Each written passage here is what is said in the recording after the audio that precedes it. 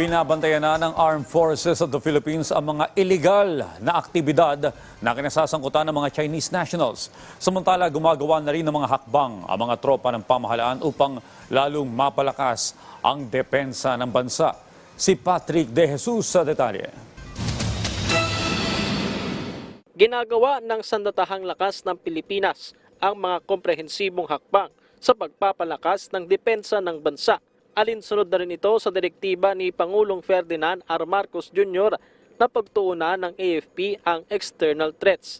Sa pagbisita ng Pangulo sa 5th Infantry Division ng Philippine Army sa Camp Melchor de la Cruz sa Gamu, Isabela, ipinaalala nito na maging handa. That's why yung Armed Forces of the Philippines is trying to keep up with the times. As you can see, we also transition to having cyber as a fourth domain of operations along with land, air, and sea. Kaugnay nito, nakabantay din ng AFP sa mga sunod-sunod na napaulat na iligal na aktibidad sangkot ang mga dayuhang Chinese. Pinakahuli nga ay ang sinalakay na iligal na pogo o scam hub sa Porac, Pampanga.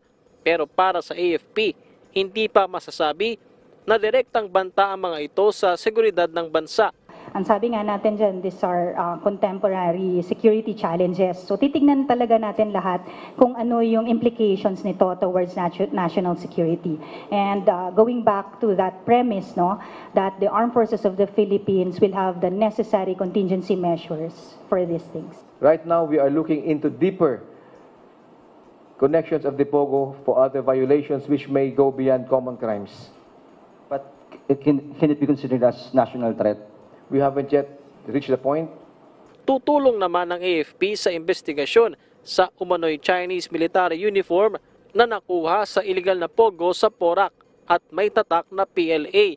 Ayon sa AFP, posibleng ginagamit lamang itong props sa mga online transaction, lalo't kilala ang naturang scam hub sa mga illegal na aktibidad. We are trying to look at the veracity of the report, whether they're legit uniforms. And these are also very few in number, no, to be part of a troop. So we do not want to unnecessarily cause panic to the general public.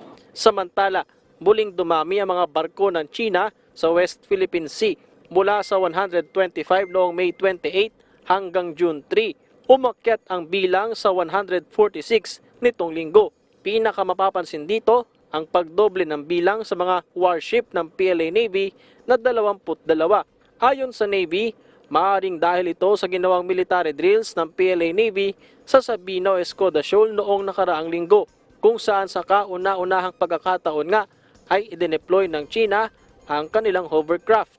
Muli namang iginiit ng Philippine Navy na anumang presensya ng mga barko ng China sa Exclusive Economic Zone ng Pilipinas ay illegal, pero patuloy na nakabantay dito ang mga asset ng bansa. Their presence by itself is already escalatory. Whatever actions they do in furtherance of their illegal, coercive, aggressive, and deceptive presence will only point out that they have no right to be within our exclusive economic zone. Muli namang pinuna ni Defense Secretary Gibo Teodoro ang 10-dash line ng China at tinawag itong provocation. Sabi ng kalihim, nililito lamang ng China ang publiko patungkol sa totoong issue sa West Philippine Sea. Patrick De Jesus para sa Pambansang TV sa Bagong Pilipinas.